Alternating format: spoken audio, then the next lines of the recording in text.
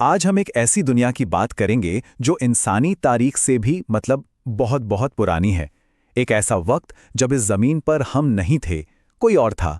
ये कहानी है धरती के उस दौर की जिसे हम शायद भूल ही चुके हैं। तो सवाल यह है कि भाई इंसानों से पहले इस धरती पर था क्या? मतलब कौन रहता था यहां? कौन था इसका मालिक? और यही सवाल हमें हमारी आज की कहानी के दिल में ले जाता है। जरा सोचिए, एक ऐसी दुनिया की जो हमारी तरह सूरज की रोशनी से नहीं, बल्कि एक अलग ही आग से, एक अलग ही नूर से रोशन थी। और इस दुनिया पर एक बिल्कुल ही अलग तरह की मखलूक का राज था। तो चलिए अब इस कहानी में और गहरे उतरते हैं। बात करते हैं इस दुनिया के सबसे पहले रहने वालों की, वो जिन्होंने हमारी जमीन पर पहली बार हुकूमत की थी। ये थे जिन, और ये बने थे बिना धुएं वाली आग से। अब इसका मतलब क्या है? मतलब एक ऐसी एनर्जी, एक ऐसी पाक आग जिसे हम सोच भी नहीं सकते। इनके पास कमाल की ताकतें थीं, इनकी उम्र बहुत लंबी होती थी, और सबसे जरूरी चीज, इन्हें अपनी मर्जी दी गई थी, यानी सही और गलत चुनने की पूरी आजादी। और इन्होंने एक जबरदस्त सिविलाइजेशन खड़ी की थी। सोचिए, पत्थरों को तराश कर बनाए गए शहर जो हमारी सोच से भी आगे थे। क्यों? क्योंकि वो हमारी दुनिया के साथ साथ दूसरे डायमेंशंस में भी रहते थे। वो गायब हो सकते थे, उड़ सकते थे, और हां, दिलों में शक और बुरे ख्याल पैदा कर सकते थे। ये ताकत थी उनके पास। लेकिन अपनी मर्जी का यही तोहफा उनके बंटवारे की वजह भी बना। कैसे? कुछ तो नेक बने रहे, चुपचाप खुदा की इबादत में लगे रहे, पर दूसरे अपनी ही ताकत के नशे में चूर हो गए। उन्हें अपनी काबिलियत पर घमंड हो गया, और बस यहीं से तकब्बुर की शुरुआत हुई। और इसी घमंड ने उन्हें एक ऐसे रास्ते पर लाके खड़ा कर दिया जिसने पूरी दुनिया को तबाही में डुबो दिया। ये उनकी कहानी का अगला और सबसे सबसे काला पन्ना था।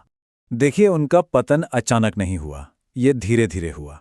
सबसे पहले दिलों में हसद और घमंड आया, फिर कबीले आपस में लड़ने लगे, जमीन खून से लाल हो गई, फिर तो जादू टोना आम बात हो गई, एक कारोबार बन गया। और हद तो तब पार हो गई जब उन्होंने खुदा के भेजे हुए पैगंबरों से ही बगावत कर दी। मतलब वो दुनिया जो कभी आज़ादी और आग से रोशन थी, अब बस घमंड, लालच और नफ्स की जंग का मैदान बन चुकी थी। हर तरफ फसाद ही फसाद था, और जमीन इंसाफ के लिए चीख रही थी।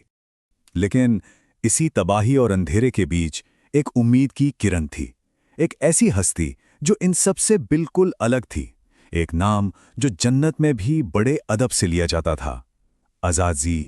सोचिए, जब उसकी पूरी कौम गुनाहों में डूबी हुई थी, तब अज़ाज़ील इबादत में, नेकी में सबसे ऊपर उठ रहा था।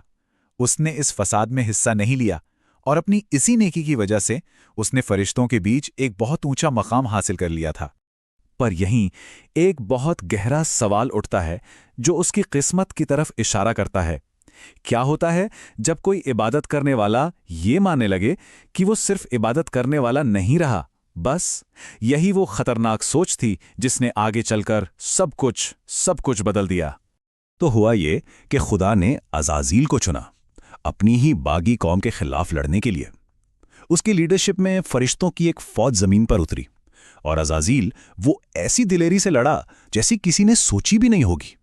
उसने जमीन को फसाद से बिल्कुल पाक कर दिया, और इस जीत के बाद उसे फरिश्तों के बीच वो मर्तबा मिला जो आज तक किसी जिन्न को नहीं मिला था। तो जंग खत्म हो गई, जमीन साफ हो चुकी थी। अज़ाज़ील को लगा कि बस अब वो अपनी मंजिल पर पहुंच गया है। लेकिन उसे जरा भी अंदाजा नहीं था कि अब एक नई मखलूक, एक नई क्रिएशन की तैयारी हो रही है। एक ऐसी मखलूक जो दुनिया की किस्मत को हमेशा हमेशा के लिए बदलने वाली थी। तो हुआ ये कि खुदा के हुक्म से जमीन के हर कोने से मिट्टी जमा की गई, और उससे एक जिस्म, एक पुतला बनाया गया। वो बेजान जिस्म जमीन पर पड़ा था, और अज़ाज़ील उसके आसपास घूम रहा था, उसे देख रहा था, और मन में सोच रहा था, मिट्टी से बना कितना कमजोर है ये, इसे रास्ते से भटकाना तो बहुत आसान होगा। और फिर खुदा ने उस जिस्म में रूह फूंकी, और आदम ने अपनी आंखें खोल दीं। और फिर वो पल आया, वो एक पल जिसने सब कुछ तय कर दिया। एक ऐसा इम्तिहान जो अज़ाज़ील की हजारों साल की इबादत को एक पल में परखने वाला था, और उसकी किस्मत का आखिरी फैसला लिखने वाला था। हुक्म बिल्कुल सीधा और साफ था। वहां मौजूद हर किसी से कहा गया, आदम को सजदा करो। ये सिर्फ एक हुक्म नहीं था, ये इताअत का इम्तिहान था। ये देखने के लिए कि कौन खुदा की मर्जी के आगे सर झुकाता है। जितने फरिश्ते थे उन्होंने एक पल भी नहीं सोचा और सब के सब सजदे में गिर गए। क्यों? क्योंकि ये खुदा का हुक्म था। लेकिन अज़ाज़ील वो अपनी जगह पर बस खड़ा रहा, जैसे उसके पैरों को घमंड की जंजीरों ने जकड़ लिया हो। और जब उससे पूछा गया कि तुझे किस चीज ने सजदा करने से रोका, तो उसने जहर से भरा जवाब दिया, मैं इससे बेहतर हूं। तूने मुझे आग से बनाया और इसे मिट्टी से। ये तारीख में तकब्बुर की पहली आवाज थी। अपनी पैदाइश की बुनियाद पर खुद को दूसरों से बेहतर समझने का पहला गुनाह। और बस इसी एक इनकार ने सब कुछ बदल दिया। जो अज़ाज़ील था अब वो इब्लीस बन चुका था, मतलब ठुकराया हुआ।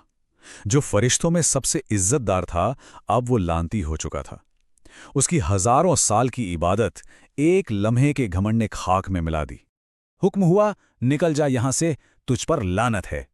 उसका नाम, उसका मर्तबा, उसकी सारी इज्जत, सब कुछ एक पल में छीन लिया गया। वो चाहता तो माफी मांग सकता था, तौबा कर सकता था, लेकिन नहीं। उसने अपने घमंड को चुनना बेहतर समझा। तो अज़ाज़ील की कहानी, मतलब इब्लीस की कहानी, यहाँ ख़त्म नहीं होती। असल में यहीं से इंसान और शैतान के बीच की जो कशमकश है उसकी शुरुआत होती है। लेकिन ये कहानी हमारे लिए एक सवाल छोड़ जाती है। घमंड का वो पहला काम, यानी अपनी नस्ल को, अपने रंग को या अपनी बनावट को दूसरों से बेहतर समझने की वो पहली सोच, क्या आज भी हमारी दुनिया में कहीं गूंजती है? इस पर सोचिएगा ज़रूर।